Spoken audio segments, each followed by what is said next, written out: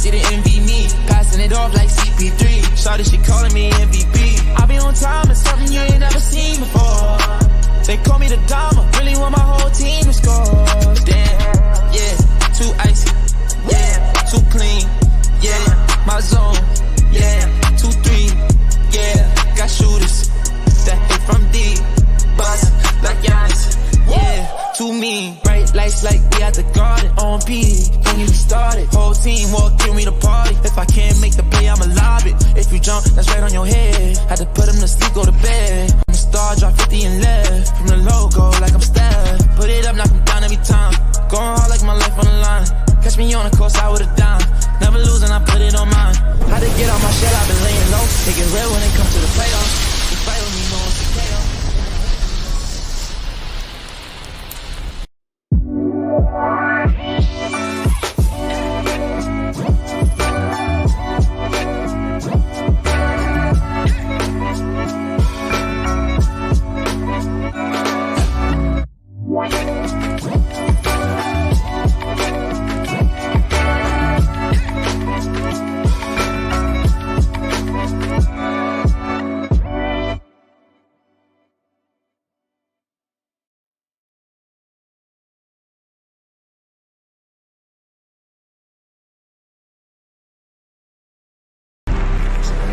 Let him cook. Let him cook now. Let him cook. I said let him cook.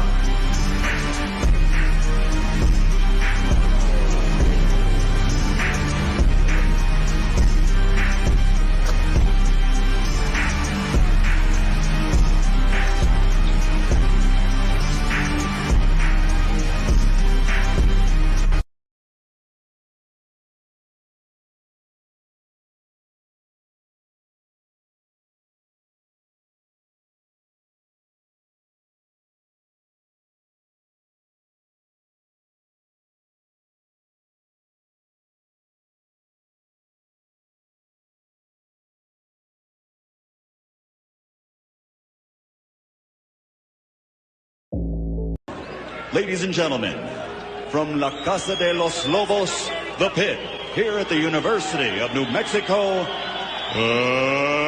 let's get ready to rumble!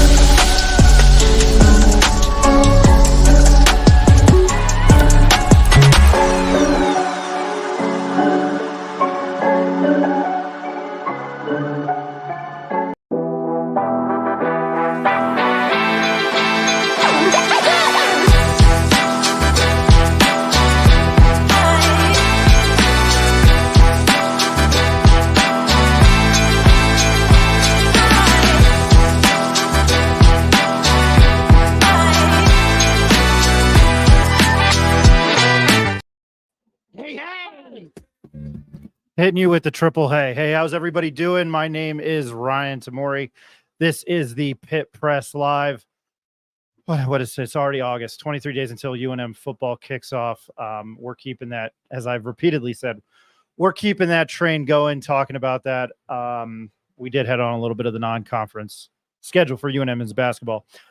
Busy show tonight, as always. We're trying to come to you not just twice a week leading up to the Montana State opener, 3 times a week. So next week we'll do the same thing. Tuesday, Wednesday, Thursday, and we've had a plethora of guests. We're going to continue that rolling. We have former UNM linebacker Mike Mahoric lined up for next Tuesday. Very happy to have him. Have a guest from San Diego State who covers the team We'll be talking San Diego State football next week. I forgot his name, doing my journalistic due diligence there. I'm going to drop this before, and as you can, join the conversation on Twitter and YouTube. I'm going to drop our question of the night, and just out of respect for our our guest tonight, I'm going to steer clear of the Blazing Saddles and Animal House jokes, Ed. Question of the night. It's not brought to you by a certain place in a certain part of this town. Question of the night. Did anyone buy UNM football season tickets? If so, why and how many? Drop your thoughts on Twitter, YouTube, X, the artist formerly known as X. Much appreciated, and we love all the people that listen. It's usually the usual suspects. Richard Thompson. Ricky will be joining us later, and we'll be talking more UNM football. We'll find something to talk about. Probably talk about that question of the night. As always, I'm joined by a Lobo fan since 1970, and he is the voice of the New Mexico Western Mustangs, Mr. Ed Nunez. Ed, how you doing? Good, Ryan. You hit the nail on the head. Football is right around the corner, and I think we've got a great guest tonight. I'm very happy to introduce our next guest. He is a former sports anchor and reporter for KRQE. And if I get something wrong, he's going to have to correct me. But he currently works for the Valencia County News Bulletin, and he's a sports reporter there. I think many people, if you're at a certain age, definitely, that's not a knock on anybody. You remember him because it takes me back to my childhood. You and Van Tate.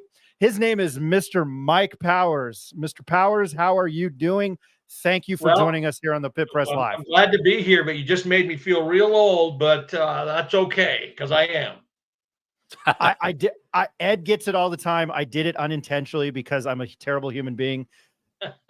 If it makes you either of you feel any better, my 20-year reunion is next year, so I'm getting up there, and inching closer to that big 4-0, which I thought turning 30 was a big deal. Anyway, yeah, Mike, you remember that, the big 4-0? Wow, I mean, yeah, that's so here's. Let's talk about the big 4-0. I've got a big 4-0 coming up, not this Sunday, but next Sunday. My 40th anniversary with my lovely wife Patty. You're never gonna come on this show again. I'm really sorry to do that to you. I'm sure that's got to be exciting though. It is, yeah. I mean, you do a lot of reflecting. That's for sure. Well, we are happy that you are on with us here to talk some Lobo football of years past, and I remember you calling games with Van on KRQE when there wasn't a bazillion ways to stream games, but. I am going to open it up with this question, then I'll throw it to Ed. You were there for the Rocky heydays, and in this state that is a basketball haven. What was it like covering Rocky Long and kind of a little bit of I don't want to call it a resurgence of UNM football, but maybe like a birth and competing for bowl games, and at one point putting your, trying almost nearly winning a Mountain West Conference title. But what was it like covering UNM football during the Rocky Long heydays? I'll start with that question. Well, those were good times, and we don't want to mislead anybody into thinking they were contending for national titles or anything. But even being a team that was competitive was something we weren't used to very much. Now, before that, of course, with Dennis Franchione, and he was a heck of a coach too. So that was a really nice run there. And when you think about the Rocky Long days, you think about Rocky, which I guess is obvious. But Rocky was such a gentleman. He was a no-nonsense guy, but he did it in a way that you really wanted to get behind him. And I don't know what his secret was, but he hired the right coaches, brought in the right players. Their systems just seemed to fit New Mexico. And he was a former Lobo. I mean, he's in some ways, I don't know how you feel, Ed. I mean, he was kind of like Mr. Lobo in a lot of ways. He was a great quarterback back in the day. He came back. He stayed with us, when he had other opportunities. And so when I think of those days, I think of good hard-nosed football, competitive football, and just a nice guy with a really nice coaching staff.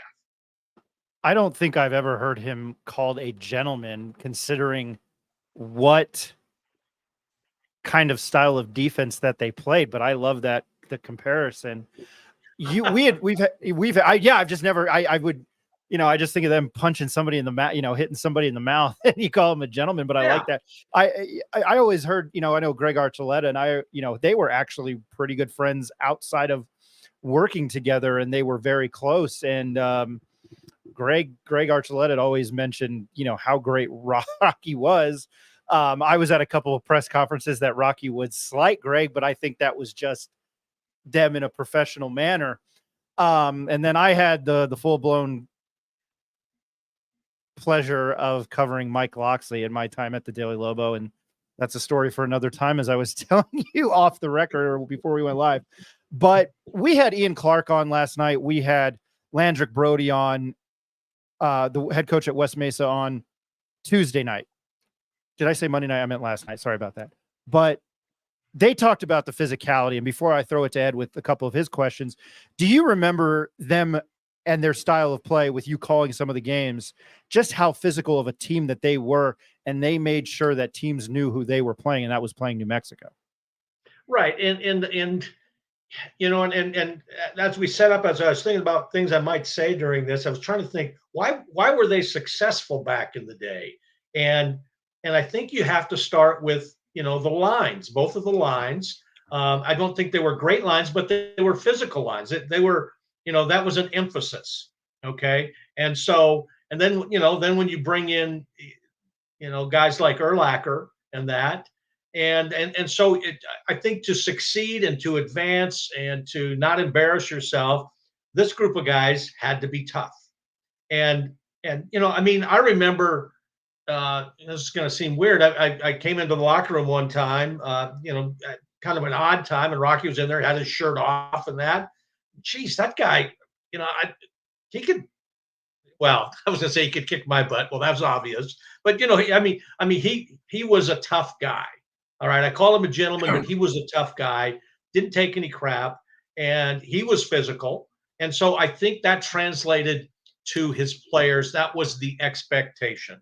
And there was, no finesse that I recall. I know they had some good skill players, but it was more, up the middle, and let's, helmet on helmet. I miss those days, and I'm hoping that Danny had I thought Coach, I mentioned it last night. I always refer to him as Danny because I really enjoyed talking to him once Ed and I got to know him. But Danny seemed to kind of have that hard-nosed mentality, and he kind of seemed to breed that. But the defense last year was nothing resemblance of what it came to be known, like a Pac-12 killer. And then you mentioned Dennis Francione and that kind of that lightning in a bottle. I don't know, maybe it was lightning in a bottle in the 97 team, which I remember going to games 30 years ago as a kid, maybe even a little bit younger. And, and then 20 years ago during the Rocky Long heyday, where you couldn't walk through the concourse. My next question to you is, do you think that this is a hard place to recruit and a hard place to win, or does it have to be somebody Rocky-esque? Well, that is a fair question, and I wish I knew I had the answer. I think it's sorry to do that to you. I'm sorry to do that to you because I don't know the answer. I didn't mean to interrupt you there. Yeah.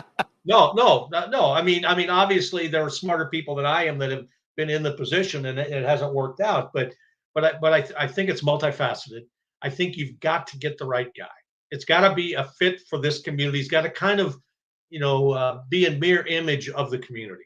Okay. I think you had that with Rocky, and in some ways you had it with Dennis Francione. And I think you're going to see that. I'm convinced you're going to see that with Bronco Mendenhall.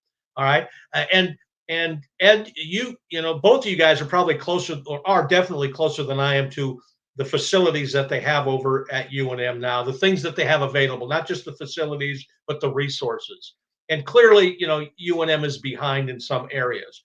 And you've got to close those gaps. You have to have a coach that knows what he's doing. You have to have a plan, as far as the football, but you also have to take care of business elsewhere.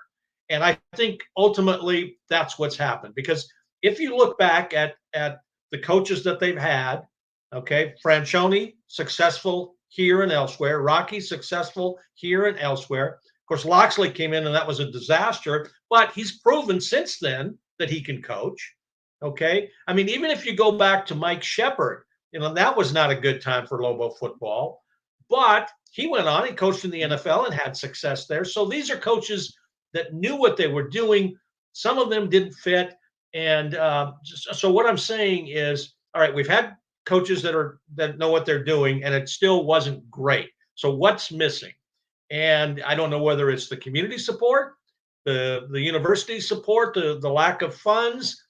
Again, I'm not quite as in tune to that as I used to be, but I think those are fair questions that need to be asked of this community about, okay, how badly do we want to have a successful program? That's a good question.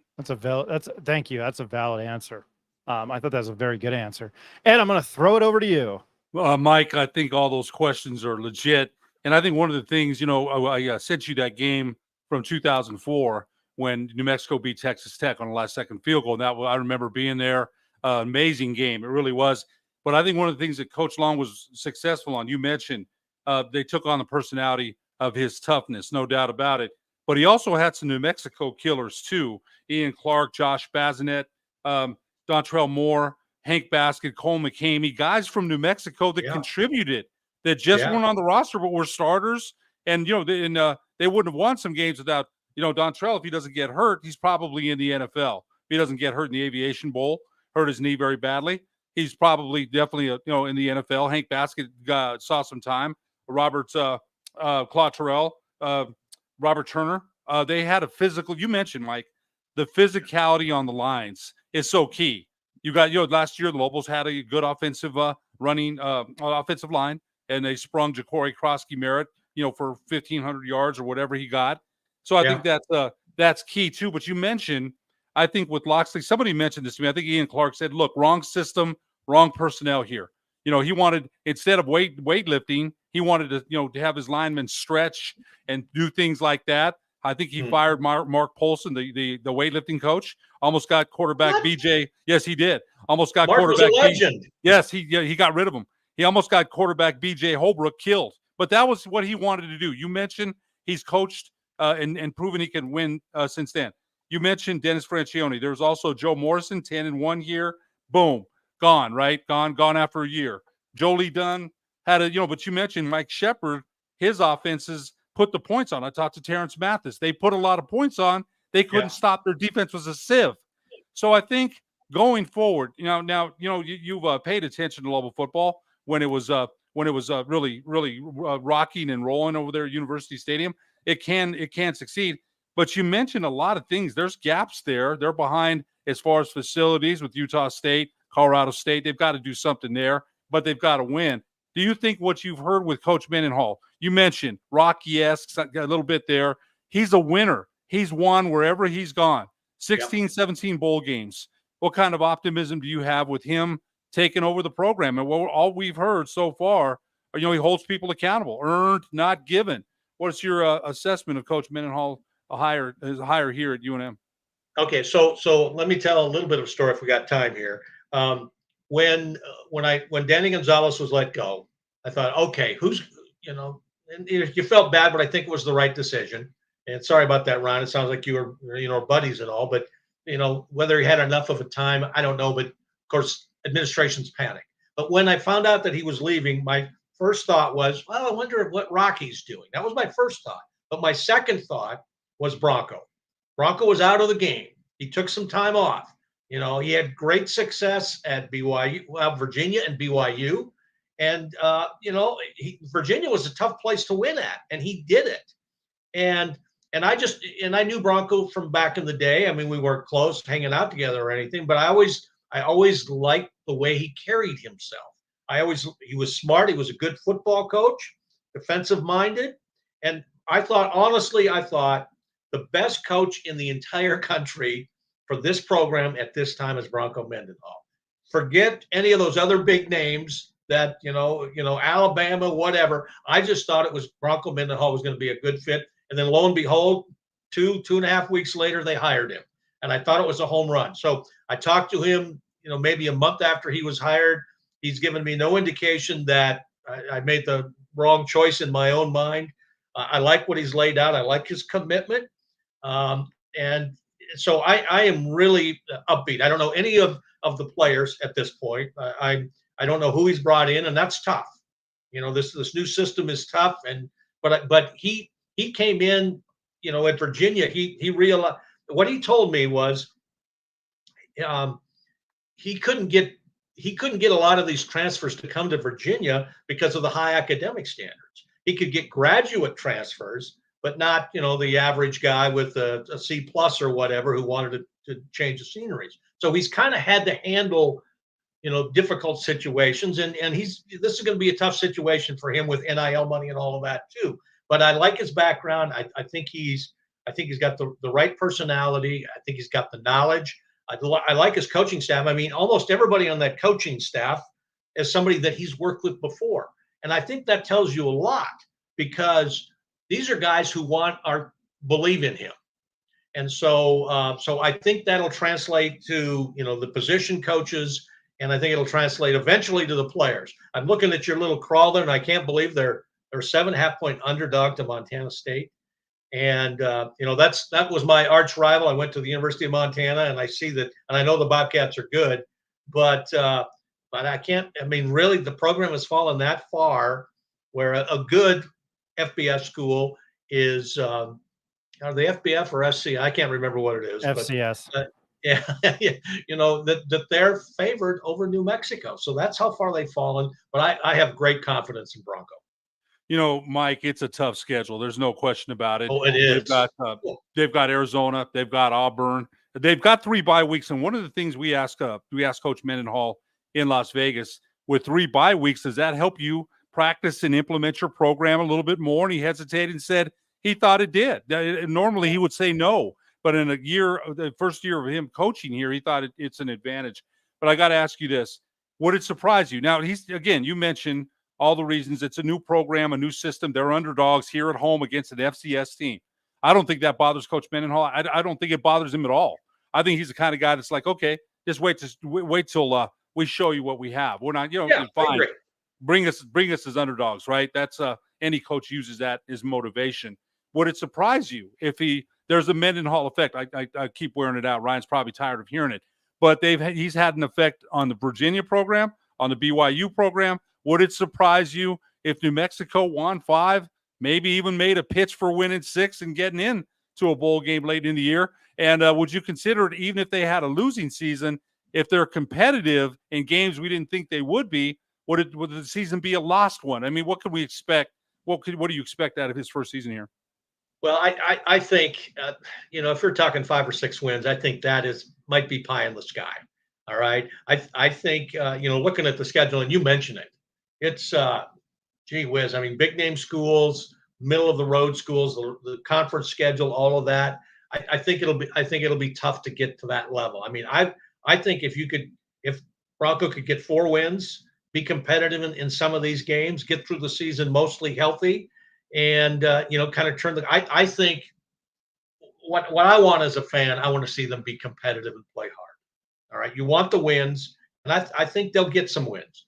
But I don't think, if anybody, I think it's a mistake to think, maybe we'll have a chance to get to a bowl game, because you don't want to go into the season. I mean, you always want to hope that, obviously, and the players should be saying that's what we're going to do. But I think you don't want to set the fans up for disappointment. Let's get out there. Let's support the team. Let's, see how Bronco adjusts to this and that, how his coaching staff works, and then we'll go from there. And I do believe that Mendenhall is in it for the long haul. Okay. I think, I think he's not the type of guy that's going to, spend a year or 2 there and look elsewhere, because he could have gone elsewhere. He told me that, he had lots of opportunities, but he felt this was the right one. This was the fit. This is where he and his wife wanted to be. And so I think that says a lot right there. I think that says a lot to the fans. I think that says a great deal to the players who come here. One more question, Mike, and I'll turn it back over to Ryan. I've got some other questions later about, TV coverage and sports coverage the way it is now. You mentioned you think he's in it for the long haul. And we saw when you covered that Texas Tech game, fans were there. Rocky, for a New Mexico State game, there was 44,000 out there. I remember being out there, having to park way the heck out there in the sand. If Coach Mendenhall wins, here, can you see the fans? And, they do a better job of marketing, things like that. Can you see the fans returning to University Stadium? Well, I think that's, we're talking 15 years ago. Okay, is that about right? And it's a different landscape here. There are different things going on. Football it hasn't been in the front of anybody's mind It's true. except the diehard fans for a long time. So how do you get them back? I think playing hard wins fans back. I think winning does.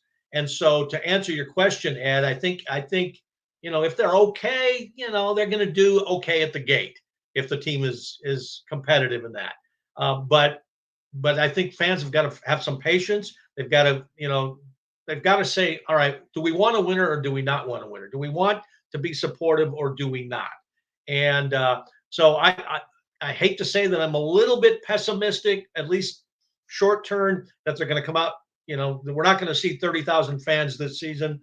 I'd be surprised, but with Bronco, maybe in 2 or 3 years we'll start to see that.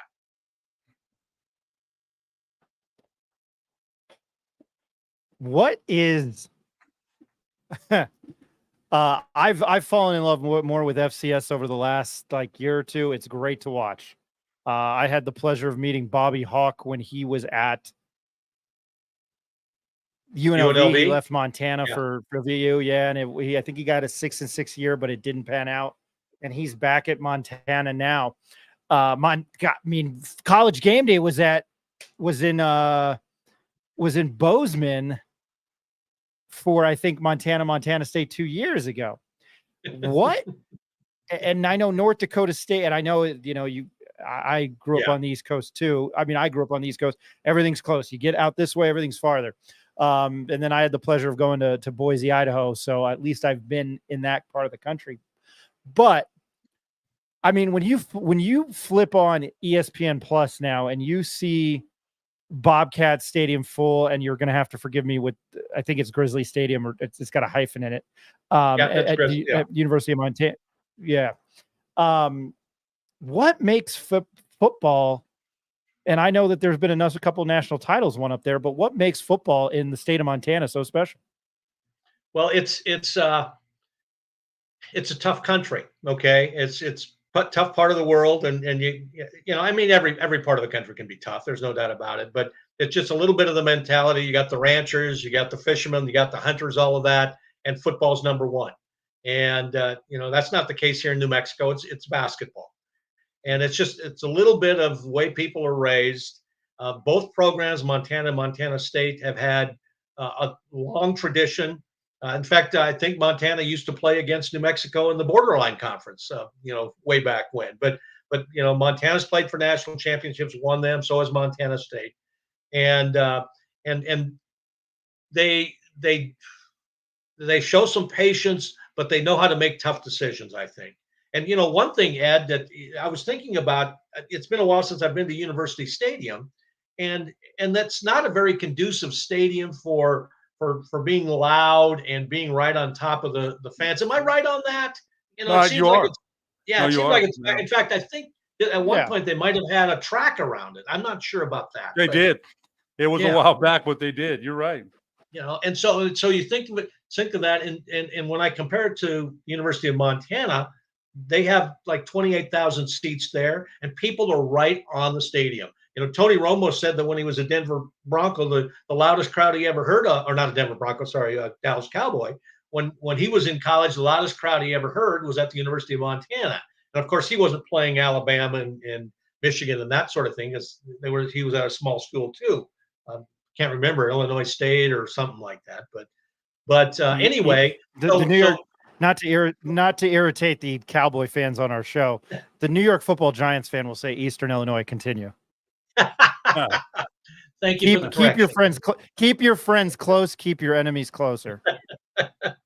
So I just think it's snowballed. Okay, it has snowballed over the years. There's an expectation. The kids in that state, the good players, want to stay there. Even the kids who are really good but not, maybe not quite Division I or whatever, they want to come there. And so there's that tradition, and it just keeps on going, and people talk about it, and that's something you do on a Saturday in the fall. Well, I look like a batshit person because I would love to go see a game at either Montana State or go to Missoula and see a game at the University of Montana. It's up there for It's a worth it. It's million worth it. reasons. Yeah, it's worth it. I believe it. It's now on one of my sports bucket lists. The top 10 is slowly getting crossed off.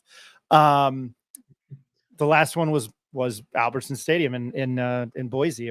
That was like top 10. Don't ask me why. Awesome. But yeah, it was really cool to be on that blue field. Let me tell you. Sometimes the perks of this job. What and I will say this is more of a comment than a question. Yes, if I were a gambling man, which I am, and I'm terrible at it. We have my buddy that comes on our show has roots with gambling in Vegas, and somebody who worked high end, my buddy Jacob. And we were in Las Vegas at Mountain West Conference Football Media Days when that line kind of came out, and it was 4.5, and then the Vegas consensus was 7.5. And I'm not, if you've listened to the show, I'm probably more jaded towards UNM in a lot of retrospects, but my head exploded to see 7.5. But I know Montana State is very tough. Is there a moment when covering UNM football or calling the games for KRQE, was there a specific moment that has stuck out to you that you remember that was really positive for the UNM football program? Well, okay. Can I give you something to at least to start? Something that happened after a game. Okay. Those are the best stories. Well, so I remember and I'm pretty sure it was a road game at Utah State in the Dennis Franchione days, and I'm sitting on the end zone. We're all waiting to get on the bus and go. I don't know what we did. I think we flew out of Salt Lake City later that night or whatever. But I'm talking to Mike Schultz, and he's the assistant head coach for Dennis Franchione, and we're talking about the game, and I think the Lobos won it, close game, and he says to me, "That guy over there, he's going to play on Sundays." I go, what? I didn't quite know what he was talking about. I said, "What? He's going to play on Sundays in the NFL." I go, "Urlacher? Really? The kid from Lovington?"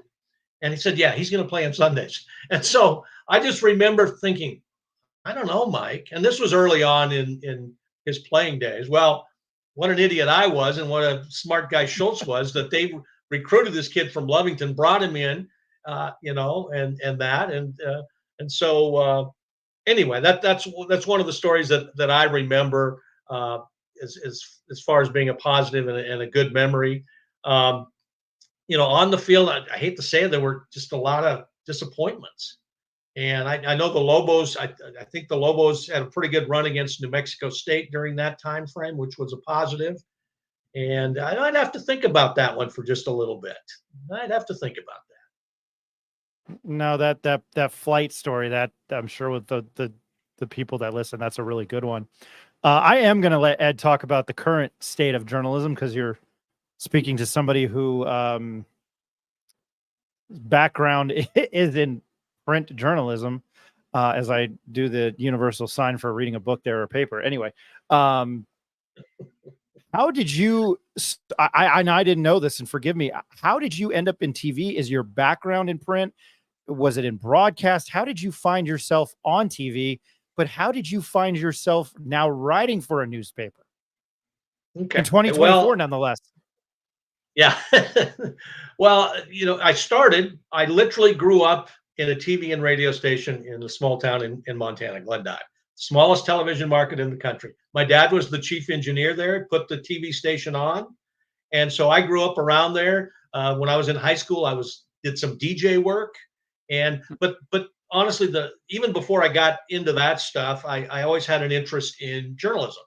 And I tell people that, my favorite show was the CBS Evening News with Walter Cronkite back in the day. So I always had that interest. Went to college at the University of Montana with the intent of maybe being the next Woodward and Bernstein. But the job that was offered to me out of college was in television, doing both sports and news, but mostly sports.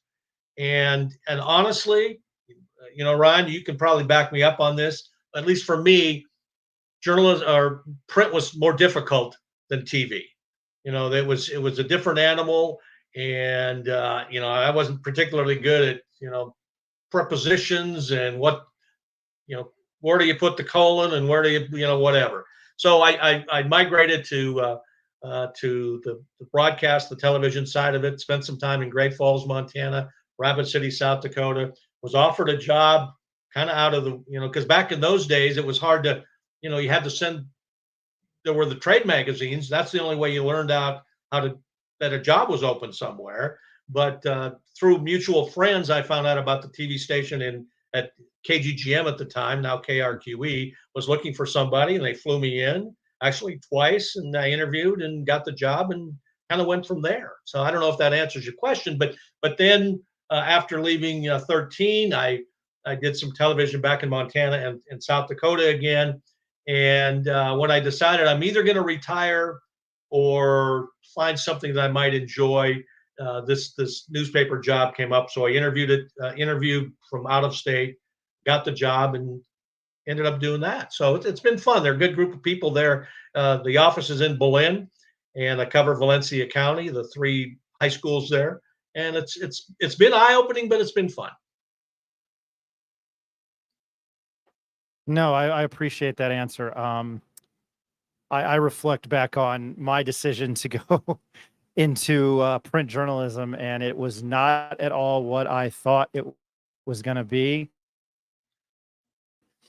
I was mostly the nuts and bolts guy, and we had my buddy on, Isaac Avalusea, who ended up on the East Coast and covered New Jersey state politics. And my parents grew up in New Jersey, and I thought, my God, and they grew up 30, 40 minutes north of Trenton. And he had done all this great investigative work on the UNM athletic department, to where, they were like, well, we're going to pull your credentials. That's the point where it got. So the two, the 2 kids in college, and one was probably half drunk most of the time, but anyway, and the other one was chasing women, but I hope Isaac's not listening, but anyway, it wasn't at all what I thought it was. And I describe myself as the nuts and bolts guy. When Isaac needed somebody to be at tennis, when Isaac needed a feature on a football player, basketball, something, for 2 years, I did that before I took over editor, and that was cool. And I'm not trying to ramble or make this, but it just became so political. And I just couldn't, even in college at 21, 22 and 23, it was just so political to me. And it had rubbed me the wrong way. And I'm going to use a joke from a friend of mine that we've had on the show. And he was a print guy, Chris Jackson, who's now at KOB, who's an assignment editor. He was looking at an article. He looked at one of my first days as sports editor at the Daily Lobo, and he was like, I would do this, I would do that. This is just my input. And he goes, look, man, I'm getting my master's degree in English at UNM, and I'm not Hunter S. Thompson. So trust me, I'm not Hunter S. Thompson. There were times where I wrote articles and I picked up the paper the next morning and I was like, this is not what I wrote. And then I thought it was good. And then there were other times I thought I wrote pure schlock, and I opened up the paper and I was like, there wasn't even a grammatical error change. Like, okay, maybe I can do this. So I didn't mean to go off on that tangent, but it's an interesting business. I miss working under deadline. I miss sometimes writing those. And I made the joke that I didn't go TV because us print guys have more fun, but I don't know, in 2024, I don't know if such thing that exists anymore. Sean Ryder, who's the new beat reporter for the UNM football team, who is younger than I thought, and I love the kid. And he just walks around and he's got this spunk, and I'm like, damn it, if I could be that age again in that industry, and maybe not in 2020. I was going to say, don't worry, the spunk will be driven out of him. The spunk will be driven out of him in no time. Oh yeah, no, I even think I made a comment that I was like, wait until it's going to be a second season, and maybe wait until UNM's 1-5. Anyway, Ed, I'm going to throw it over to you.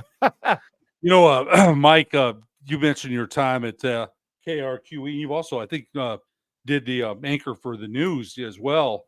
But yes, we've seen. I know Bob Brown's a real good friend, and he's out of the sports business now. But we see that. What's changed more that you see as far as the coverage of sports on television now? They're lucky to get 3 minutes now. Jared Chester was telling us that he's very grateful for whatever he gets, and Van Tate as well. But what's changed when you started in the business as to how they cover sports now on television? Well, I mean, sports it wasn't the top priority, obviously, but it was respected.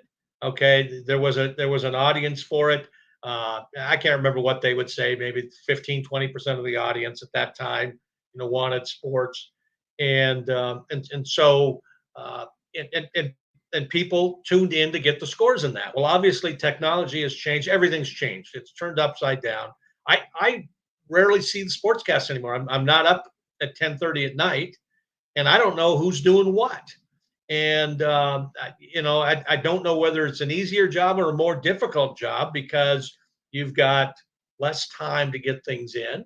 And I know they're doing things on social media and all of that, which I didn't really have to do back then. And so, it's disappointing. But I'm an old guy, and you hate to see things change too much. And it may not be better, it may not be worse. It's just different. And so it's hard to understand. I think some things aren't covered as much maybe as they should, or again, maybe I'm just a dinosaur. Probably am. Well, you got good company right here. I mean, that's why when Ryan says that Sean Ryder's a kid, Ryan's 37 years old, man. I think that's still pretty much a young man. But I got to ask you this too. You being there at Valencia, for a lot of I the was a audience, freshman in high school when he was born. I was a freshman in high school when Sean was born. That's starting to scare the shit out of me. I'm sorry. Yeah, you gotta look at it from my point of view, and I wouldn't speak for Mike, but hey, man, I'm gonna embrace it. There's the other alternative is me not being Yeah. here, so Yeah. I'll embrace that. But Mike, for people that don't know, it's a natural. You're from you got family in Los Lunas. Your daughter Paige played for Los Lunas with the legendary head coach Ron Geyer. Your wife was an assistant coach on that staff. You also took a stab at officiating basketball for a while, man. Once giving me a technical in an AAU game that I probably deserved. I deserved it. Did I sure. really? No, you did. But you know what? I had it coming, man. I was probably begging for it. But Well, I was you, probably a little bit quick on the whistle at times. oh no, That's no, for sure. no. I was being a jerk that game. But you took a stab at that. So to tell us a little bit about, I want to ask you a couple of Valencia. We cover high school sports for ProView Networks. Yeah. You're working out there with the great athletic director Wilson Holland, who's the AD at Valencia and Los Lunas, and you also cover Belen. A couple of Belen or Los Lunas questions for you here. Travis Julian has resigned there at Los Lunas, the head basketball coach. And man, Travis, gosh, man, that guy gave it everything he had, man. Yeah. He said he was burned out, and you can believe it, the way that guy coached. What are the prospects for the Los Lunas boys basketball? They hired a longtime assistant there. What do you think of the hire? Well, I think it was the obvious choice, Pablo Gabaldon, and he was a long time number one assistant for Travis Julian, and so I think he'll do a good job. But he's got he lost actually all five starters, including once Jalen Holland decided to leave the program and continue his career, club ball or whatever you call it these days, in Arizona. There wasn't a starter left. And I talked to him maybe 3 weeks ago or so, and he was optimistic about the way the summer went. They won some games near the end. He liked the way the kids played, how hard they were doing, and that sort of thing. So it's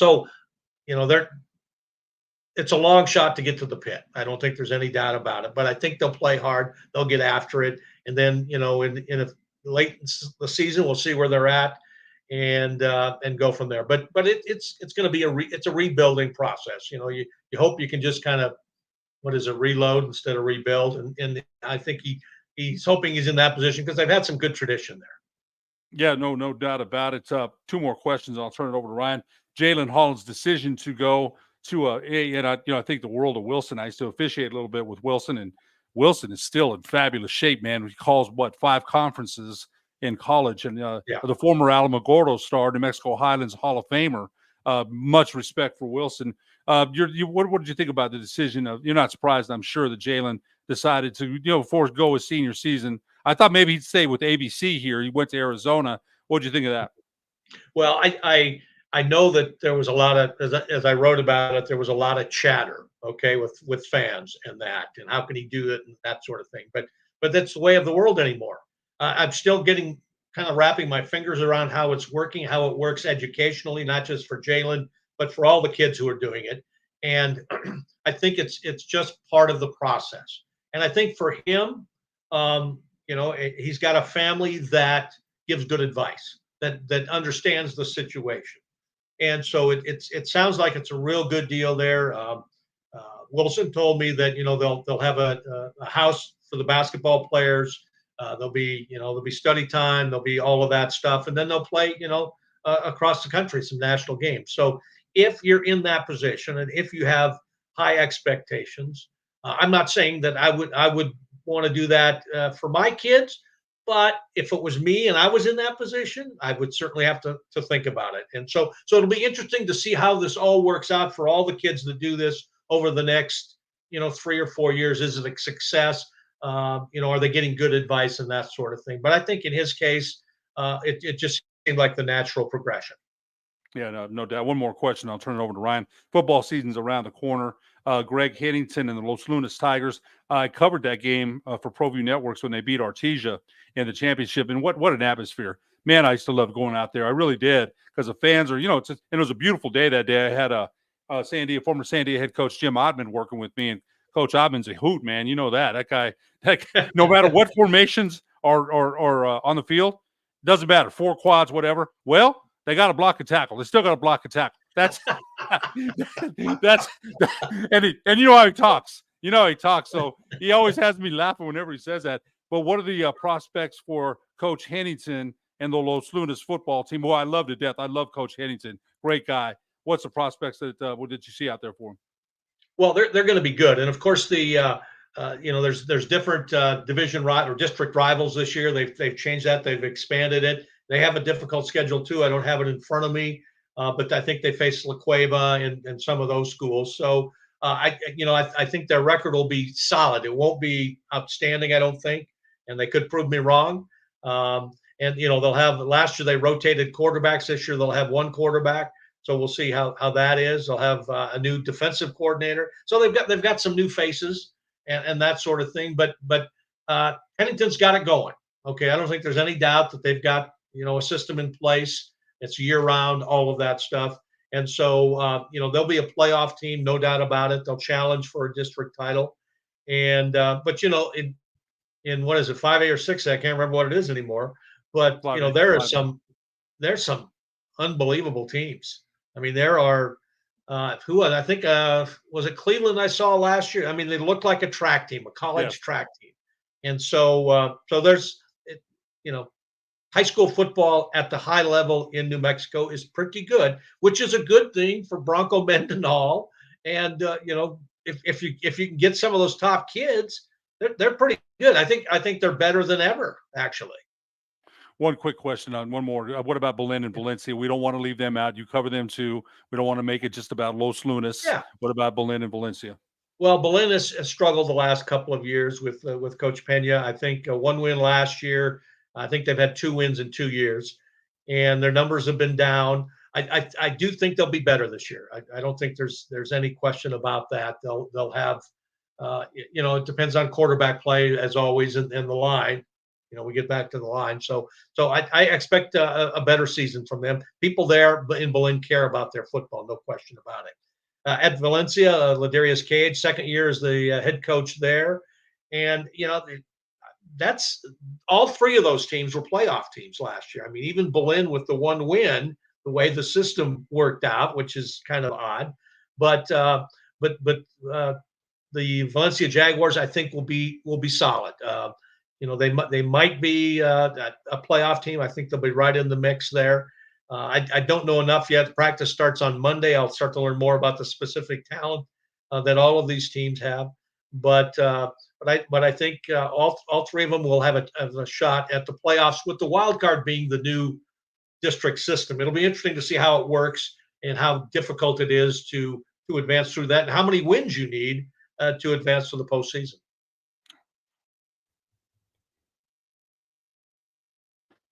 Before I let you go, We announced that you were coming on last night as a guest on our show.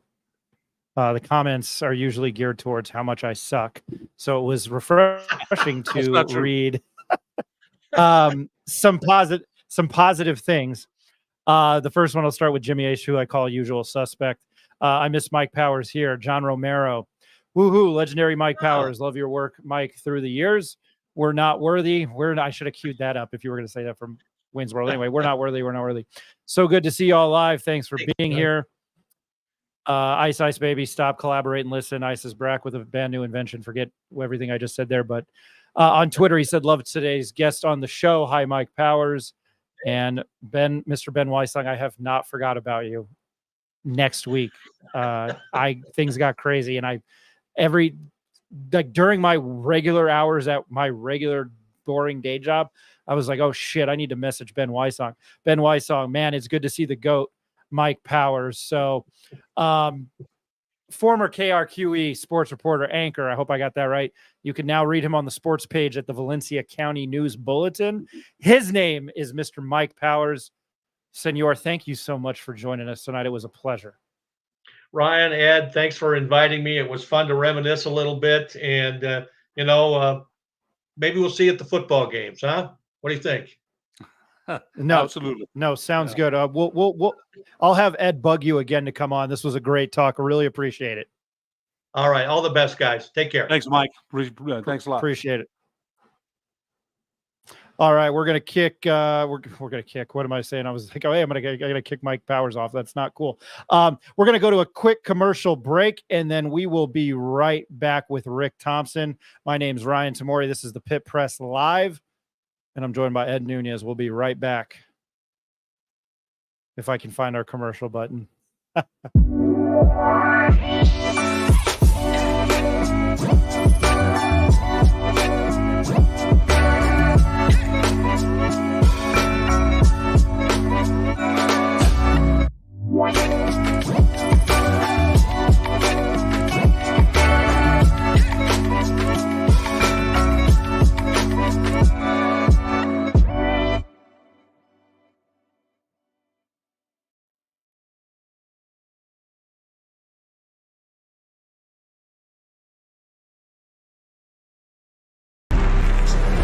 Let him cook.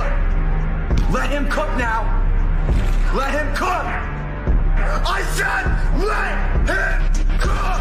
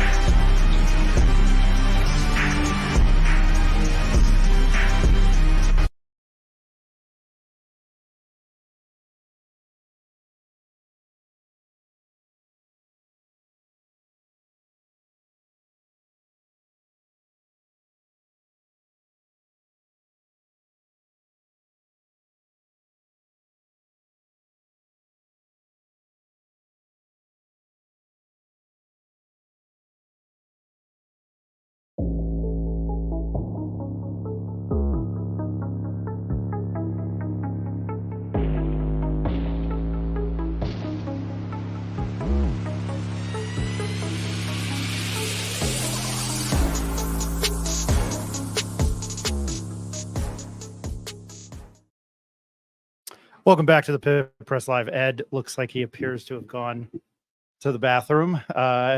It's coming back because I definitely wanted his thoughts on Mr. Mike Powers. My name is Ryan Tamori. Welcome back to the Pit Press Live. We are now joined by a two-time offensive state lineman for San Juan Mendoza, and I'll make this introduction short tonight. Ricky Thompson, all the way from the Bay Area, which don't play. How are you, sir? Ryan, Ed, how are you guys? I'm doing well. Great conversation with a voice and face of my childhood. That is a familiar voice, and that was cool to see Mike and catch up with him. So very good interview, and happy to be here with you guys. I've been watching lots of Olympics, and I will admit I almost shed a tear when the men won a bronze medal in gymnastics the other night. So happy to be here to talk it up with you guys. All right, I did not expect this. So I don't have a special guest siren. I don't have I don't have the news bulletin. No, wait, I don't have the breaking news alarm. I was redoing my sounds. It's Mr. Nick Nunez. Nick, how you doing? Good evening, guys. Ryan, Dad, Rick. It was good watching Mike Powers, the interview. A lot of good insight on Lobo football and sports down in the Los Lunas area. So happy to be on with you guys tonight. Well, surprise, son. Well, I good. didn't think you didn't even tell me you were joining, man. Yeah. I saw him pop up there, and I was like, another, because you haven't been on in a while, so I can pick your brain about Lobo football tonight. Another voice to get in. Sure. I am going to go to your dad first, though, on that and what he thought. Let me fix us right there, and what he thought about Mike Powers. Because actually, I thought it was when you said, Ed, when you said you were going to get him on, I was like, that was phenomenal. He was awesome. I don't know him. I had never met him until this point. I know Van. I knew John Salazar. I knew a lot of the older, I shouldn't say older guys, but guys that kind of had a staple here. Still Van has a staple here. KOB, Lauren Green's like 24 years old, 25 years old. Lee's there. I forgot about Lee. But I thought Mike had some really good insight, and he was a phenomenal guest. Was there anything that he said that struck you in regards to Lobo football that were like, oh yeah, I agree with that? Probably a lot of what he said about Rocky Long, about the system and the kind of coach he was, and the way the Lobos took on Coach Long's personality. I think those things really stuck out. And watching that game that I sent to you a couple weeks ago, it really reminded me how tough physically they were. But then again, the players from New Mexico that they had that contributed. They had a lot of New Mexico players, and those kind of teams there, we really miss them. We haven't seen them, that kind of football team in a long time. But Mike gave us great insight. It was a great interview, and I think the comments were very good. A lot of people hadn't seen him in a long time, and Ryan was kind of a fluke. I saw him at the Greg Brown Memorial at the Pit a couple weeks ago. Got his number, texted him a couple of days ago. Would you like to come on? Automatically, yes. So I want to thank him again for coming on and giving us a great interview. No, he was awesome. I thought he was great.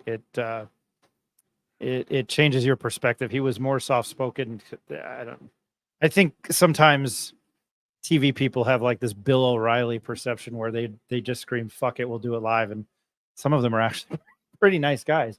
But that's not to say there's a few bad apples. All right, I'm going to go to, before I get Nick's thoughts, the question of the night, and we'll wrap back around with this.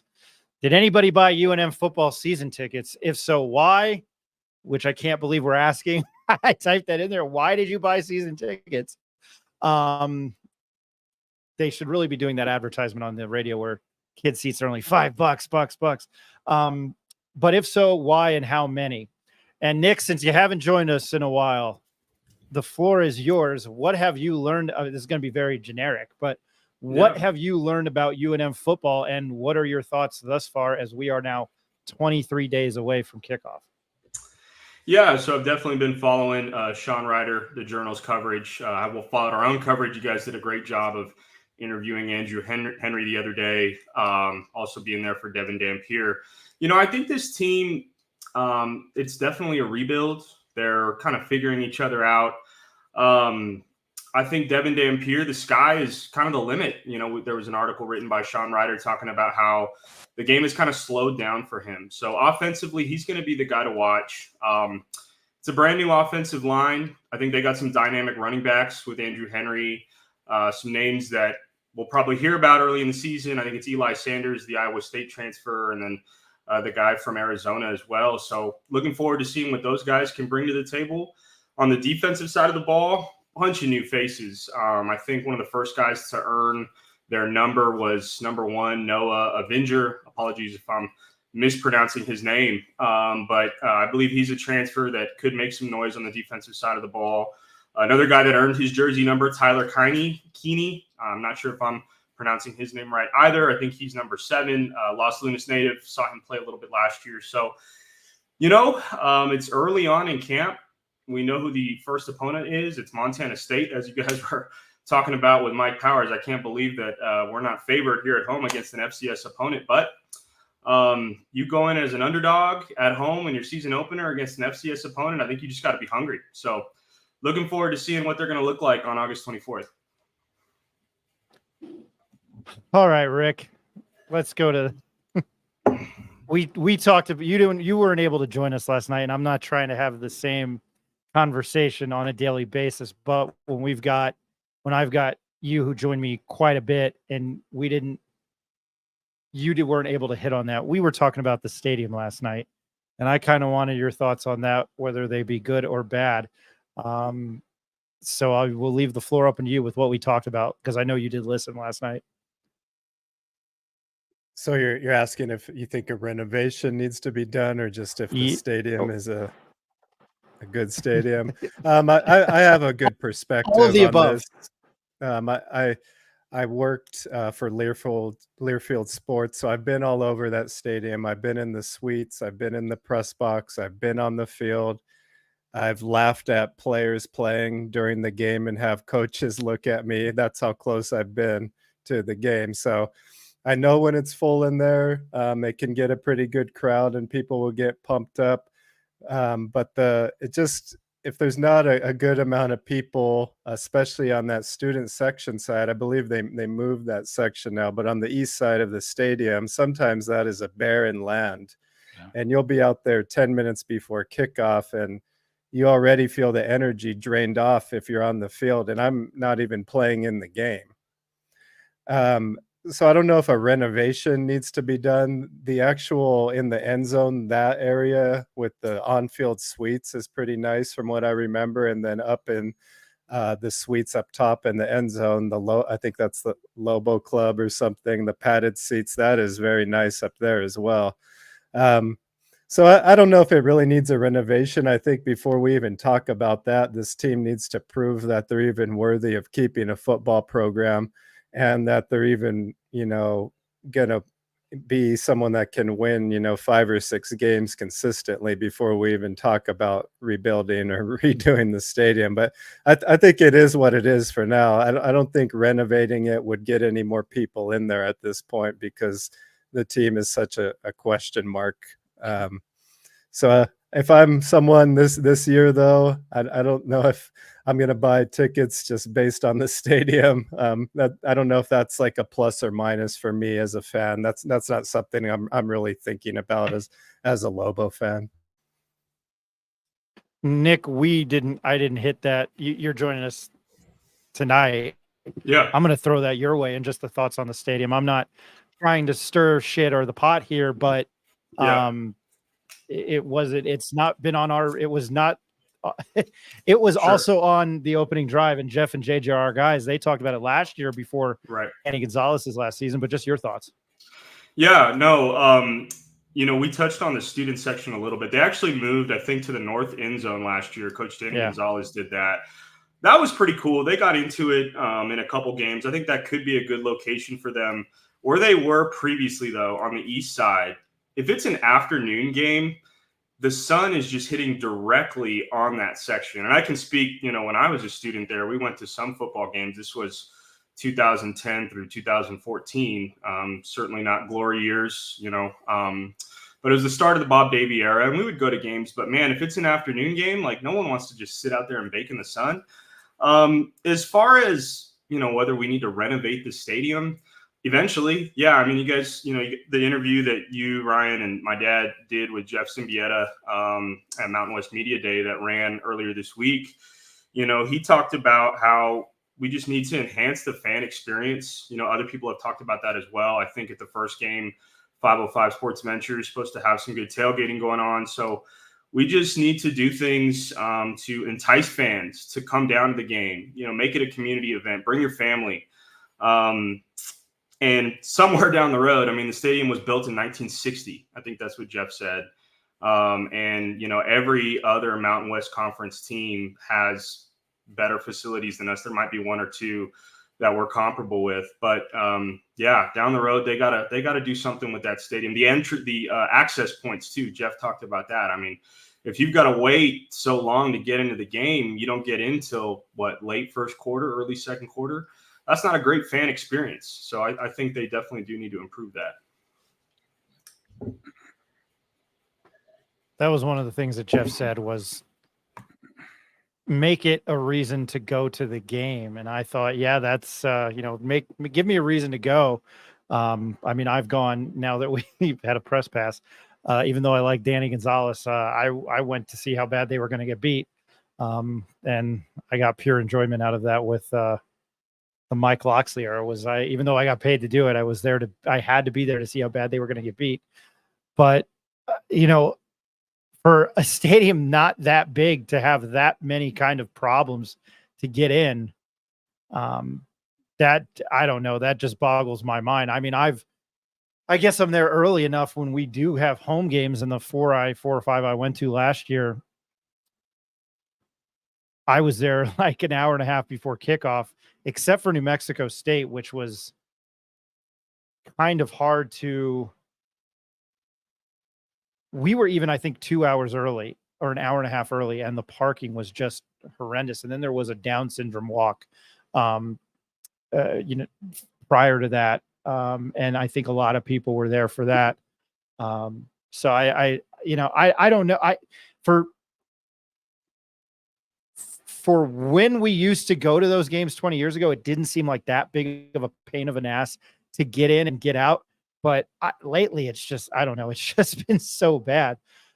But Nick, are you buying season tickets or no?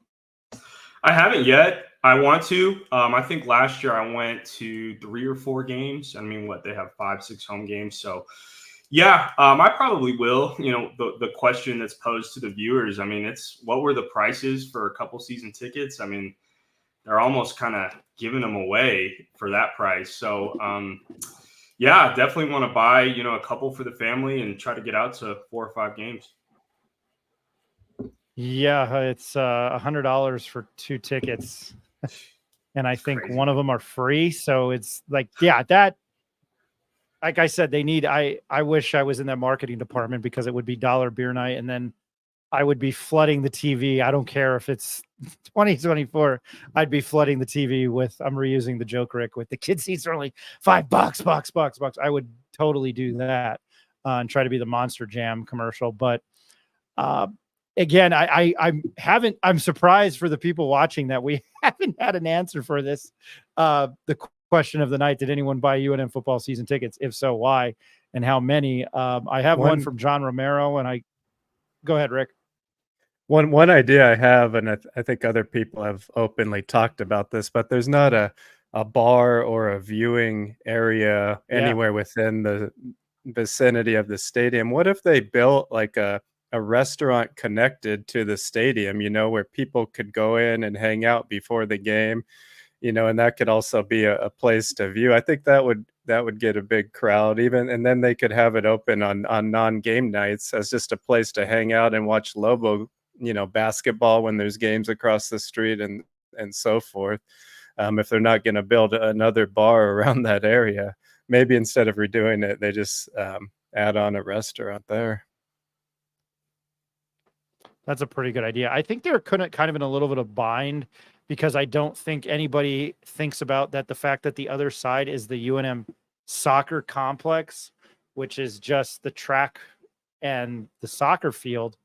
And UNM women's soccer has had success. I think a lot of people were kind of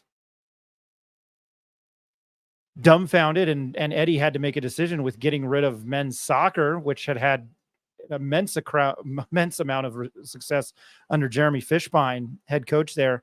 But I don't know what they would, if they could do anything on the end. And then Nick, now that I'm mentioning the east side, like if you're drinking and you're just standing out in the heat, like that sucks so much ass. Yeah, it's terrible, because I've been there. I don't know what they would do with the east side with the soccer complex and the track and field. I mean, I've thought maybe they build something west of the pit and level all of that out where the football, I mean, I'm thinking this out loud now, which is terrible, but maybe leveling the entire football field and just using that for parking for the pit. And if you built a new stadium and a new soccer field there, I wish we had somebody that, I was playing NCAA football, and I was at Oklahoma State, and what Boone Pickens has donated to that program, and that stadium was a horseshoe. Now that stadium is a cathedral because they did have to compete with OU. But if you had a donor like that to where you just completely redo the stadium, but I think that and it's not just for Lobo football. You have 30 home games between men and women's basketball to where you have a string of 3. I don't think it necessarily has to be a row of bars, but to have 3 or 4 or 5 restaurants and maybe a little bit of shopping, that would be very enticing, but I don't see how that happens. It's just, Well, if you look at most of the new stadium builds, whether it be pro or college, that's what they're doing. They're building a village around their arenas. The University of Tennessee is unveiling something new. University of Hawaii right now, they're playing at a smaller stadium on campus because they're renovating Aloha Stadium, where they're going to build condos, a park, other restaurants and businesses, all revolving around the stadium. And I think, they also did that in New England and obviously Dallas for the Cowboys. It's just a whole village. And maybe we're not on that level yet, but there is a lot of space south of the stadium where people park right now. And that could maybe go to use. I like that idea. But you keep the Motel 6. You have to keep the Motel 6 because it's a gem of Albuquerque. Well, Nevada and Alfred are doing, not Alfred, but Nevada is building a hotel and a casino in like a village next to a new arena because the Lawler Event Center is apparently a haven for wild animals. So that's crazy. I've been in there. It's not the best. And what they're building is a sports complex. I believe it's University of Nevada and maybe some of the other local teams, but I believe it's funded by a casino. So let's go, I think New Mexico casinos. Yeah, must step up your game. In other news, instead of using our architectural skills and business planning skills to demolish the entire area by Ed, you might have more insight on this, and I know I'm changing the subject, but Avenida Cesar Chavez, it was Stadium before that, and I think it's been Avenida Cesar Chavez for years. Do you know why they made that? I mean, obviously they're paying respect to Cesar Chavez, but why they made the name change on the street? Yeah, like what you said, that was it. With respect to Cesar Chavez, the farm guy that fought for farm workers' rights. That's the reason why. And gosh, it's been so long that it was named Stadium. I almost forgot about it. But yeah, that's why. And then there's another fine gem of Albuquerque. I think there was a liquor store there named Stadium Liquors. All right. And so another historical fact, I totaled my car on that street driving home from UNM one day about a month after I bought it. So be careful. Oh, man. Oh. Was that the Benz? It was. Oh, man, that's a tragedy and a half. I still remember Nick Shadow telling you, calling your car in high school big and sexy. That was great, Nick. That's a story for another time. But anyway, speaking of Lobo football, congrats. They tweeted out today. Congrats. Let's see. I'll bring that up here. Screen share. There we go. Congrats to Luke Weissong for being named to the Paul Horning Award watch list and Caleb Medford to the Warfel Trophy watch list. I'm pretty up on college awards. I don't know what the Warfel, apparently it's the All-State Warfel Trophy. The All-State Warfel Trophy, college football's premier award for community service, inspiring great service in the world. Okay, I thought they were both on the Paul Horning watch list. Paul Horning is, I think, the best receiver in college football. Travis Hunter won it last year. They do these a lot where they're put on watch lists for college football. It's cool. I think it's kind of a joke because I and it's not a detriment. I would love to see Luke Wysong's numbers through the roof, but I don't think he's going to be on the Paul Harding. I don't think he's going to win the award. But Ed or Nick, I'll start with you. At least there's some national recognition here, and it does happen when they've been even, worse. But what do you make of these? I don't think they're that big of a deal.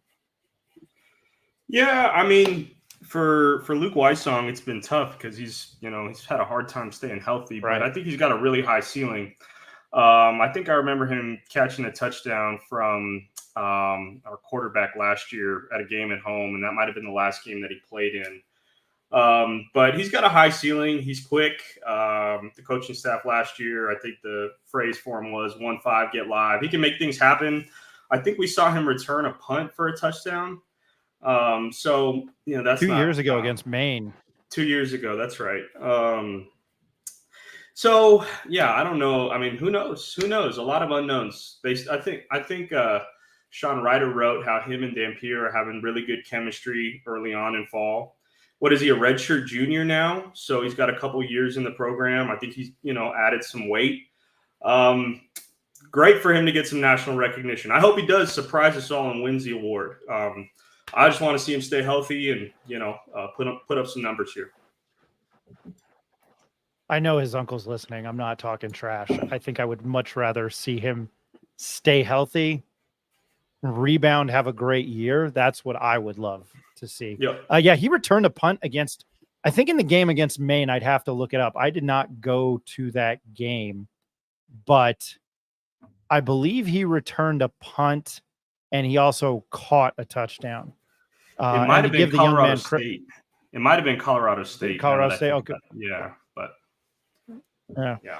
I think that I will say this though, and Rick can attest to it. He's got some speed on college football 25. Yeah, and apart from that, I think this recognition is something that we should take more note of because it's only a select handful of guys across the country, and for him to even be in that conversation means he's doing something outstanding. And the same for Caleb Medford. I think it only said 111 players were even getting, picked for this. So I think it's great. It gives UNM a good recognition. And yeah, Wysong is definitely a speed demon on the video game. And I expect the same thing in real life. And, I think he can take some of the heat off Medford. Medford was really coming in as the main target last year after transferring over from TCU. So I really like, and they also brought a transfer over, I believe, from Illinois. His name's escaping me now, but I think they have a good set of receivers, and I think Wysong is going to affect the game in multiple ways, whether it be in returns or, underneath passing or deep balls. So I think this is really cool. I hope he becomes. We've had him on the show twice. He's great to talk to. I really enjoy talking to him. And then who was the running back from Rio Rancho? Zach Vigil. Had on Zach Vigil. Yeah, is he still there? Did he graduate? Because I haven't heard a peep. I don't think he's there transfer. Anymore. Yeah, I don't think he's there. Yeah, no. I do have to go to Ben Wysong. It was CSU. Now you're not going to come on the show. I apologize because my big mouth. He redshirted last year. Was a blessing in disguise. Allowed him to completely healing. That's kind of what I thought. And get back to 100%. That's good to hear. I hope he can be UNM's switch army knife. I hope that's what he is, and I hope he's he's returning kickoffs. He's returning punts. I thought he was a senior, so I'm glad there's a possibility of having him for 1 or 2 more years. I think that's huge. And I didn't get your thoughts on this. I know I don't always have to go to everybody, but as I always call you, the UNM, the Lobo fan since 1970. I mean, I'm the negative guy in this, but I mean, it is quite, I guess, the recognition for a program, that hasn't been all that successful recently. I guess any little bit of good news is good news. I think Rick's right about that. I think my son is too. And that any kind of recognition. One of the things that Ian Clark said last night about Luke Wysong said, "Hey, you compared him to favorably to a slot receiver like Cole Beasley. That he feels like he's got kind of quickness." And I thought he did. Ian, spoke very highly of him. So I think will he get the award? I mean, he's up against a lot of great players for sure. He's a great player, but I think Rick's right. We need to recognize that he got nominated for that, and I think it's good. When we talked to him last week or 3 weeks ago, I'm sorry, in Las Vegas, he's ready to go. He was talking about Coach Mendenhall and comparing him to his high school coach, Heath Ridenauer, who my son and I had on a couple weeks ago and is back at Cleveland as the offensive coordinator. So I think he's going to have a big impact. And Rick, you mentioned crossing patterns over the middle. You can see him probably catching a lot of those and yards after the catch with his quickness. So I think he's going to have a big impact. I really do. Back to Uncle Ben Wysong. This wide receiver group may be the most talented UNM has had since Basket, Marcus Smith, and Travis Brown. Man, Marcus Smith and Travis Brown. And I know I'm going back to NCAA with Donovan Portery, man, that they were deadly. And Marcus Smith had a stint with the Ravens. So those are, and Mike Powers had kind of mentioned it tonight, Ed, how they had some bruisers, but they also had some talent at some key positions. And those were the wide receivers that I thought of were Marcus Smith and Travis Brown, because, man, they were good. And then, I mean, everybody knows Hank Basket. We in this community knew about Hank Basket before his claim to fame, in his personal life and in the NFL. His first touchdown was like a 60-yard reception from Donovan McNabb against the Cowboys. I remember that very, very well in 2006. Does anybody have any other pressing topics that we can talk about before I kind of throw out our Saturday morning show and we can brainstorm for 5 minutes here on live air? One quick thing, Dylan Berryman, the senior associate athletic director, leaving to take a similar position at the University of Washington. I'm really happy for Dylan, sad for UNM, but he's going to do a great job out there. Nick, I saw your face. It was Ryan Berryman. No, Dylan. I did it again. He worked for you, man. That's your former employee. It's just ingrained in your brain. No, it is. I know, so, it is. And but yeah, Ryan Berryman leaving as the senior associate. And I think he just got that position, and he worked his way up as a guy that was a manager, washing towels and doing everything. And he worked his way up, got 3 degrees from the University of New Mexico. So good luck to Ryan, man. And we had him on the show a couple weeks ago when we were in Las Vegas, Ryan, and just a great young man, so I'm really happy for him. Yeah, I'm really bummed we lost him from a aspect of this show, because, man, he, I don't do myself any favors with the department, but he was a bright spot, man. And with ABC and prep and everything there, I applaud him. And when I meet people like that, I'm like, man, what am I doing with my life? Sitting here talking shit. But anyway, it's, I'm really happy for him. He's a super cool guy. I really like him. I didn't realize Nate Strong's in the journal photo. Nate was manager for Alfred. He's a funny guy. I love him. He's friends with our friend Drew Herrig. So Nate's a good guy, but happy for Ryan Berryman. I didn't know it was the University of Washington. I saw that they had it in the Albuquerque Journal. So that's super cool. Congratulations to him. I didn't know this, going back to UNM football. Sean Ryder had a story out today. Aaron Rodriguez, the punter, is going to be taking nursing classes in the fall. So he might be somebody that we want to talk to, because that's pretty cool. Utilizing the education. So I'm pumped for that. Oh, Jimmy H, I sent you the perfect name for the Saturday show.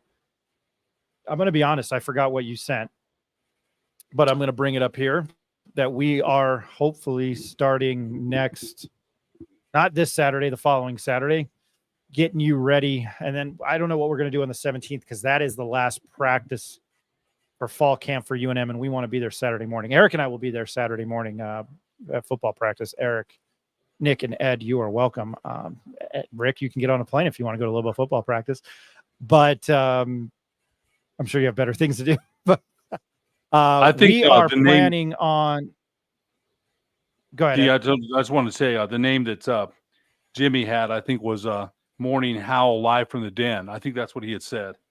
and Jimmy can correct me if I'm wrong, but I thought that's what he had said. Morning Howl live from the den. That's what his suggestion was last night. I just sent it today. Was it in the chat or was it on? Wow, my knee buckled there. Was it in the chat or? I thought it was in the chat last night. I thought it was in the last night. I'll have to double check it. No, it was not. Hard no. But anyway, we're going to bring you Lobo football coverage. Hard no. Lobo football coverage from via the website.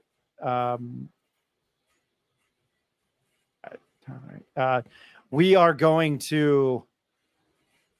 I don't know how the national guys deal with the callers and the callers and the tweeters and the guys that write in, because I'm clearly a man. I'm trying to do two things at once and I'm reading them and I'm like, all right. But well, here's the only answer we got for the question tonight. John Romero, Rudy C bought 15 season tickets. I bum off him per having him on retainer for my continual speed bumps. Emoji face covered over eyes. Oh no. Gotta call APD. I'll say stay away from jokes from that. We are not political on this show. We're going to start let me get to my point. We're going to start a Saturday morning college football show. I am a big college football fan. Jacob Neff will be making his triumphant return. We will be doing college bets. We're going to try to do an hour of Lobo coverage and talk about the big games in the Mountain West that day, and then the big games around college football and give our bets. We're clearly stealing that from the Bear, but we don't care because I love college football, and I think we need more coverage of this UNM football team here in town, and that's why we started the site, even though it was geared towards basketball. I knew we were going to be talking football and other sports.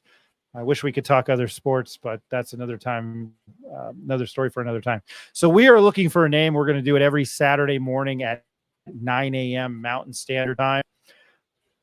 Somebody mentioned Morning Wolf. You really need to list your email on your Twitter. Yes. Good idea. That UNM Education's working real hard there. But yeah, every Saturday morning, then we're hoping to bring you different guests, and we need to reach out to one of my favorite guys to talk UNM football, which is, and Ed knows him very well, is Mr. Ned James, who played quarterback at the University of New Mexico in the late 80s. He's always got an opinion. I love him. So yeah, we'll be doing that on Saturday mornings, but definitely want your insight, and I will put our email address. Maybe Eric's, if he's watching, he might be doing that right now as he speaks. But yeah, that's the idea. I don't know. We are throwing around some ideas. I'm against Morning Wolf because Lobos don't howl. Maybe Morning Howl. That I'm kind of on board with. Lobo. If we were live from the den, I would probably add that, but we're live from Albuquerque's west side, so what are you? And the Bay Area. So what are you going to do? Nick, I didn't even get your thoughts. Do you have any ideas? Because I always feel like I forget you when you join us, and I'm so happy you graced us with your presence tonight. No, happy to be here with you guys. I like the Morning Howl. The one that came to mind, Ryan, was your old radio show. I mean, we probably won't call it that, but I thought First and 505 was a pretty cool name. But no, I like Morning Howl. I think Morning Howl works. We'll talk about it and we'll get some more ideas, hopefully. But a lot of things you can do with the Lobo theme. So. Yes, you can. Your dad's morning show will be Cut That Damn Hair.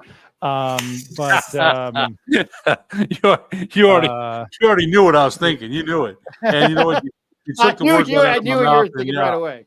It's kind of funny because I just saw him today when he picked up my granddaughter, but I don't see it like full force on, like right in front of my face, like it is right now. So, son, is there any chance you're going to cut that hair? I was hoping we wouldn't talk about this tonight. We'll see. Maybe. That was my fault. I love you either way, son. Doesn't matter, man. Keep it. You look great, man. So I just have to give you a hard time. That's what your dad does. So no doubt, for sure.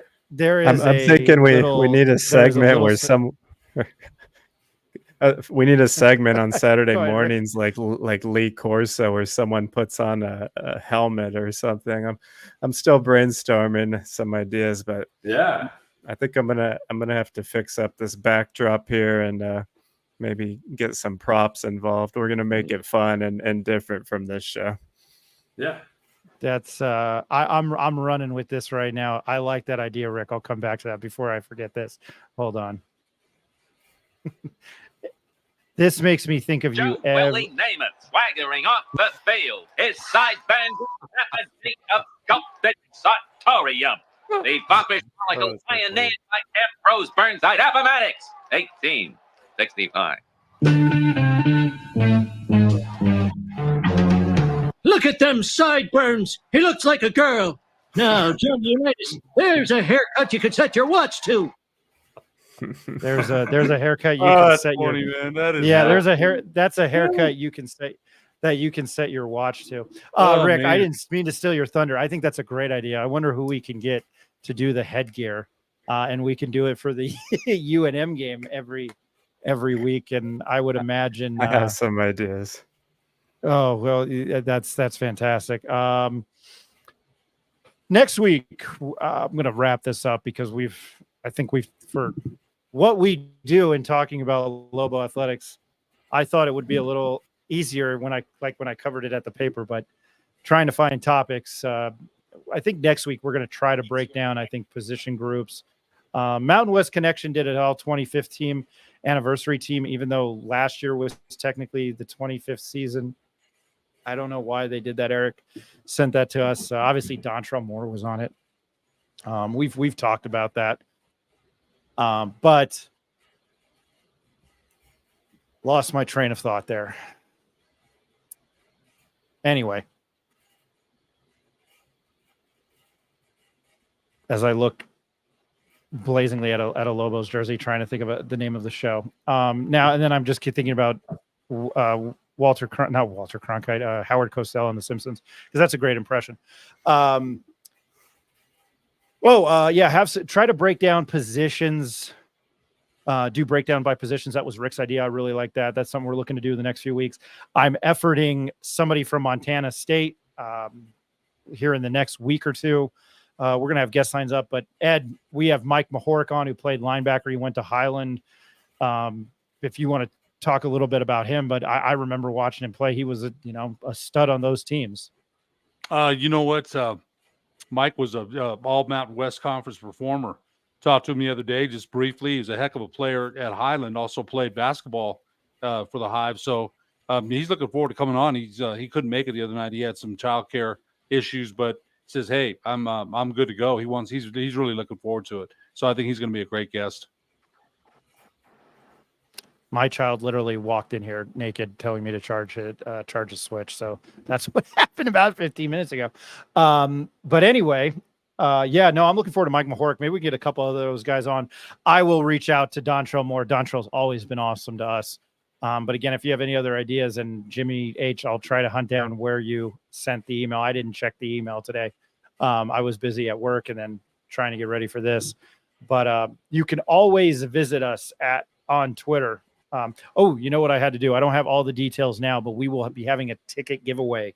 2 tickets, season tickets to Lobo football, courtesy of Turquoise Desert Tap Room when I have more details. And we think we're going to do that. So a total of 4 for the upcoming season. So when Eric and I have that set in stone, we'll definitely push that out. But that's the idea.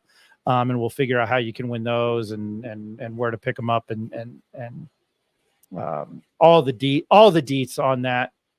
But yeah, on behalf of Turquoise Desert Tap Room, which is on 528, less than 5 minutes away from Santa Ana Star Casino.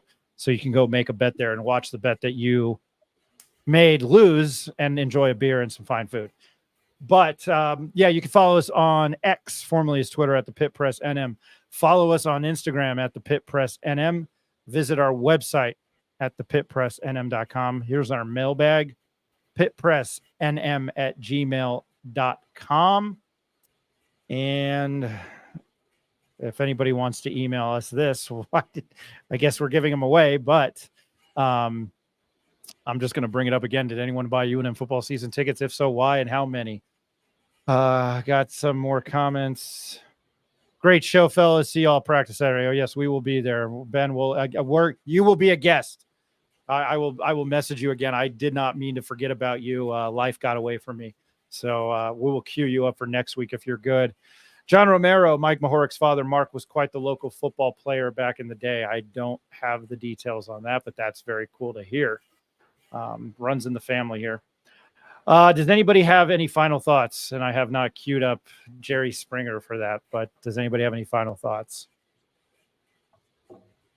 Just everybody enjoy the Olympics, all these random sports like field hockey and ping pong and badminton that you only watch every 4 years. Check them out because they are entertaining. These people work their ass off to get there. And this is the one time you can see all countries come together and we don't got to think about all this other outside noise. So just enjoy it while we have it. That's why sports are the best. Yeah, no doubt. I'm still disappointed in Team USA. They did not cover against South Sudan, but that's another topic. That's another. I didn't even bet on the game. It's just disappointing, you know. Yeah. Anybody seen a fish call? Has anybody seen a fish called Wanda where Kevin Kline yells disappointed? That's how I feel watching them. Ed, Nick, do you have any fun? Nick, I'm going to give you the floor because you have graced us with your presence. Once again, love being on with you guys. I'll just echo what Rick said. It's, you know, we're always looking for sports right now. The biggest thing in sports on television is the Olympics. I was watching Simone Biles earlier this week. I never watch gymnastics, but I'll watch her do gymnastics because she's phenomenal. So yeah, no, enjoy this time. Comes around once every 4 years. So enjoying watching it. And for those that care, the Bears and Texans game was canceled due to inclement weather, and the Bears won 21-17. So how about them apples? Caleb Williams will play in the next game. So might be talking a little bit more NFL here during the season too, trying to devote an hour to the national. I was going to do my own show. That was an idea I had in January. So here we are. Hey, I want to thank he and I get along very well for business partners. We do bicker because we own the business and we have entered, we have put quite a bit of money into this show site. But everything that Eric does, man, I really mean this. It looks good. The video, this is better looking than I could have ever imagined. The logos, you know, I don't give a shout out to, oh my goodness, I forgot the guy who did our logo and website. His first name's Ryan, and I can't think of his last name. It has escaped me. Ryan Kellogg, who did all that work. I really appreciate that. But to Eric, man, everything looks good. And we will also have more interviews from Mountain West Conference Football Media Days. You can go to our YouTube page, The Pit Press, hit like, hit subscribe. I want to start doing a dance like one of the bad movie reviewers I watch where he tells you to point here to the video, and I should try to do that. But Jeff Symbietta's up there, the UNLV guys, which was fantastic. We've got Jack Howell from CSU. We'll get that up. Ahmad Hassan, I butcher his last name, Hamed Hassanin from Boise State, who's Defensive Player of the Year. We'll get those up. Jack Howell was actually very cool. I had to talk to. He's a kid from CSU. He's a safety. His dad was a special teamer with the 2002 Bucks, so he's got a Super Bowl ring. He talked about that. His sister was fighting for a spot on the U.S. women's national team. She plays in the National Women's Soccer League. His other brother is a stud up in high school football in Colorado. Ike Larson, again, I've mentioned him. We have a really good interview with him. He's a safety at Utah State. He was awesome. He was very candid about the situation up there and choosing to stay at Utah State. But you can find our interviews with UNLV head coach Barry Odom, Ricky White III, who was an All-American second-team member last year, Jackson Woodard, who is a linebacker and co-defensive player of the year in the Mountain West Conference, voted on by the members of the media days. And New Mexico Bowl, Isleta, New Mexico Bowl executive director, Jeff Symbieta. I got to get it right with the sponsorship because that's a big deal for him. And Isleta's in the, I mean, I know they have all the bowl logos, but I made the New Mexico Bowl as UNM. And then I also played as New Mexico State. I randomized it and I landed on New Mexico State. But I made the New Mexico Bowl, and they have the logo on, you know, they have the full blown logo and it says Isleta's New Mexico Bowl. So that's very, very cool. But Jeff Symbieta's interviews on YouTube, go check. If you missed any part of any of our episodes, go to our YouTube page, hit like, subscribe, do all that goodness. But on behalf of Eric Malton, Nick Nunez, Ed Nunez, Rick Thompson. My name's Ryan Tamori. Really appreciate everybody watching this week. We hope to bring you another 3 great episodes next week. Same bat time, same Lobo time, same Lobo place. 8 o'clock Mountain Time. And again, we'll be talking a lot more UNM football and a lot more Mountain West Conference football as well. Everybody have a great weekend. Be safe.